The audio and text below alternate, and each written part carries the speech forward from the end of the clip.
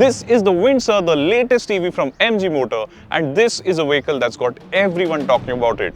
I know that's not because of its quirky looks or its specifications, but because MG has launched the Windsor at a starting price of just Rs 9.99 lakh ex-showroom. Now that's been made possible by the fact that you have to pay a separate monthly rental for the battery pack over and above what you pay for the car itself. But before I tell you more about this scheme, let's talk about the car itself. Left, right, down, Y-A, another sweet baby game hero. The Windsor is the third EV from MG Motor after the ZS EV and Comet, but it's the Windsor's positioning that makes it very interesting. And that's because MG tells us the Windsor is an attractive alternative to traditional compact and midsize SUVs and is calling it a CUV or crossover utility vehicle. Though given the body style, it is essentially more of an MPV. The Windsor looks a little quirky from the front, and that's thanks to the headlamp design and also the fact that the front end is sort of split into two parts. So the top part here houses the DRLs which are connected from end to end like we have seen on the Comet before, and there's a small hood here as well, while the bottom part houses the main headlamp beams and is connected by a piano black plastic strip here which also has Morris Garages written on it. From the sides is where the Windsor's MPV-like stance is the most prominent. It also runs on 18-inch wheels with a design that looks typical of EVs. The wheelbase is pretty long at 2,700mm while the overhangs at both sides are short, and this has been done to maximize cabin space while also keeping a check on the Windsor's overall length. Ground clearance again is pretty good at 186mm, especially considering the fact that there's a full-fledged battery pack underneath. Just like its front end, the Windsor's rear end also looks distinctive and a little quirky, and that's thanks to the tail lamp design here. So overall, yes, the Windsor looks a little quirky, but there is a certain appeal to its design. And while MG calls it a crossover utility vehicle, essentially the Windsor is an MPV-style EV.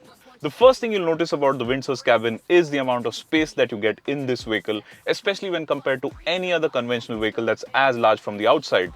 I also like the amount of space that I have in front of me when in the driver's seat, but over and above the sense of space, what you simply cannot miss here is this massive touchscreen which is 15.6 inches large.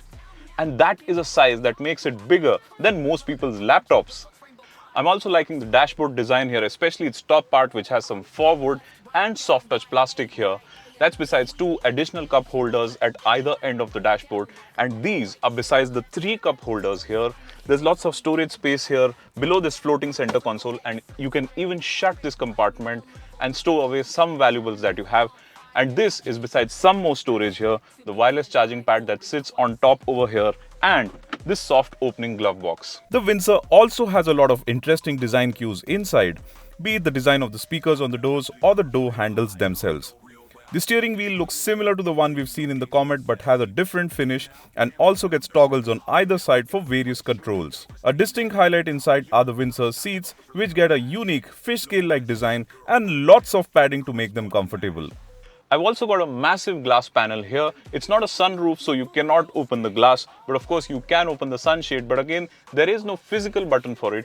All the controls for this sit inside this touchscreen again. But one of the biggest selling points about the Windsor has to be its backseat experience. Now, just look at the amount of space, the leg room, the knee room I have, and that's despite the front seats being adjusted to my height, which is 5 feet 11 inches. What's more, the floorboard is completely flat. The seats are really very comfortable, and all of this helps in making this a very comfortable space to be in. And then there's the Windsor's party trick, which is the fact that you can recline this seat back up to an angle of 135 degrees. And this will really help you just snooze off and get some sleep while you're being driven around. Like we have seen on other MG cars, the Windsor here is also loaded with a lot of connected technology and a lot of connected features. In fact, this time MG Motor has partnered big time with Jio to offer a lot of digital services, apps, games, and even the ability to use OTT applications. And this is besides the fact that if you have a Jio Fiber connection with a Jio Fiber set-top box at your home, you can simply access the car's details like its charge status sitting at your home right through your set-top box. There's a bunch of features on the safety front as well, and these include stuff like ESP, hill start, hill descent control, and 6 airbags. There's a 360-degree view system as well, obviously something that really helps in using and viewing the surroundings on this large and massive 15.6-inch screen.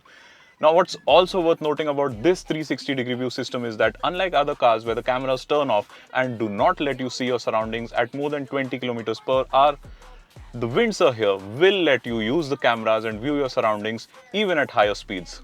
The Windsor uses a 38 kilowatt hour battery pack now.